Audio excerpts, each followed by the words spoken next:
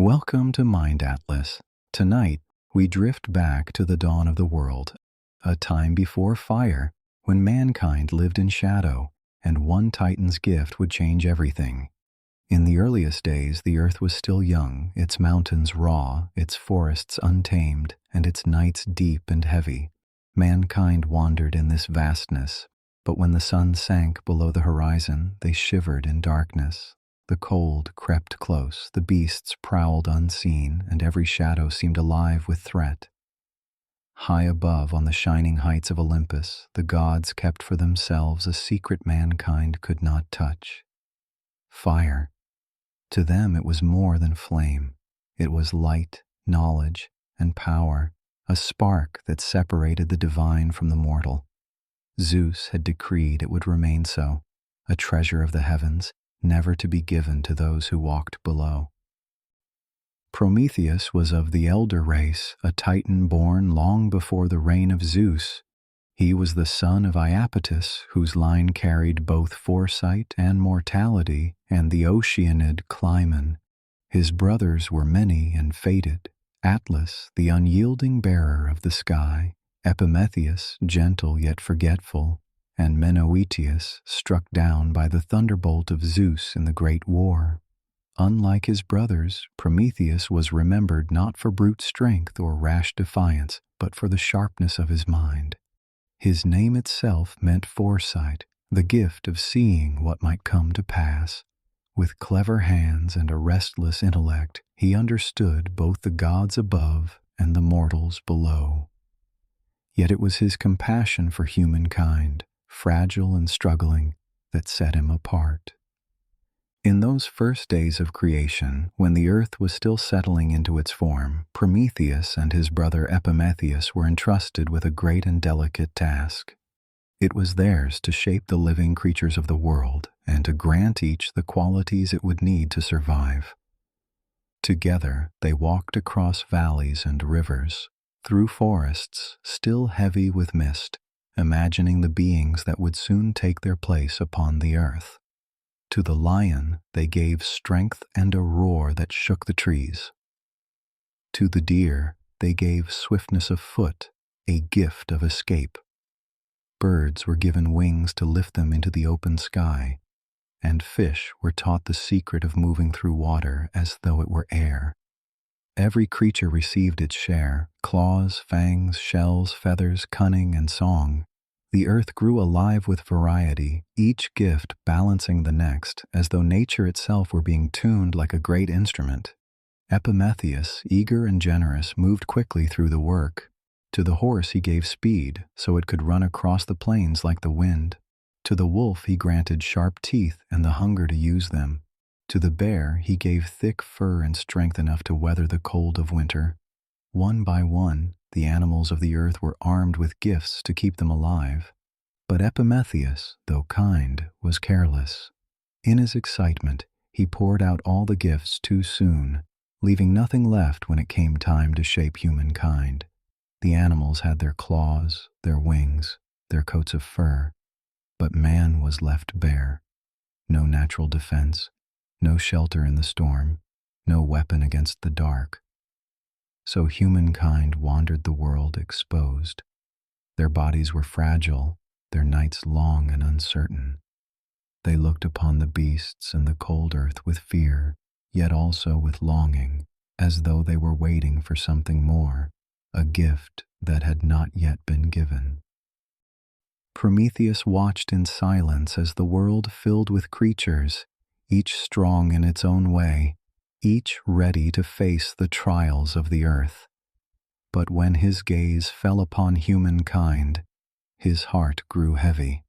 They stood fragile and unarmed, their skin bare against the wind, their hands empty against the wild. He saw them gather close in the dark, their eyes wide with fear at the howl of beasts, their bodies shivering as the cold crept in. And yet, within them, he sensed a spark, a potential unlike any other creature Epimetheus had shaped. A spark that waited only for light to awaken it. Quietly, Prometheus began to wonder if there was more he could give them. something greater than claws or fur, something that would allow them not just to survive the world, but to shape it. In that thought, the seed of defiance was planted. High above the mortal world rose Olympus, its peaks hidden among the clouds, gleaming with the light of the gods. There, in sacred halls of marble and gold, burned the guarded flame, fire, the divine spark of knowledge and power. Its glow warmed the feasts of the immortals. Its light danced across their temples, but none of it reached the earth below. Zeus, seated upon his high throne, had decreed that this flame would never belong to humankind. To him, mortals were meant to live as shadows beneath the gods, fragile, dependent, and bound to the cold earth. Fire was too dangerous, too sacred to be placed in their hands, and so it remained hidden, a treasure of Olympus, locked away from the world that needed it most. Prometheus looked upon the decree of Zeus and felt no prideful anger, no desire to challenge the throne for his own glory. What stirred in him was quieter, heavier, the memory of humankind shivering in the dark, their breath rising like smoke in the cold, their lives flickering as fragile as sparks before the wind. He thought of their bare hands, their fearful eyes, their longing for warmth they had never known, and in that vision he knew the gods had been wrong to withhold the flame. It was not a weapon to destroy them, but a gift to awaken what already slept inside them. So his decision was made. Not for power, not for rebellion, but so that mortals might live, so they might gather around the fire, see each other's faces in the glow, and know for the first time that night could be endured. On a night when Olympus lay quiet, Prometheus moved unseen through the halls of the gods. Before him burned the sacred flame, flickering with a light that had never touched mortal soil. He reached for it with steady hands, breaking a glowing ember from the fire's heart. To hide it from the watchful eyes of Zeus, he slipped the ember into a hollow reed, its stalk shielding the fragile glow. Then, carrying it close, he turned from the mountain's heights and began his descent. Step by step, he walked down from the realm of immortals, the stars above watching in silence. Through mist, through shadow, through the long path to earth, he bore the flame. And when at last he reached the world of men, the reed cracked open, and fire spilled out into mortal hands for the very first time. The first fire blazed small and trembling, yet to humankind it was as if a star had descended to the earth.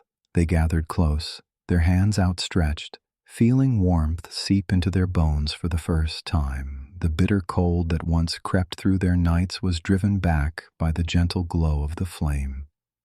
Soon they learned to cook their food, to soften roots and grains, to bring strength where before there had only been hunger. The smoke curled upward into the sky, a signal that humankind had found something that would change them forever. And in the darkness, where once they had huddled in fear, there was now light. Shadows danced across stone walls, stories flickered in the fire's glow, and night no longer felt endless. For the first time, humankind looked into the dark and did not tremble. The flame became the heart of their nights. Around it they gathered in circles, no longer scattered and afraid, but united by its glow. In its warmth they spoke, they sang, and they began to dream of more than mere survival. With fire came new power over the world. They learned to harden wood into tools, to shape clay into vessels that carried water and grain.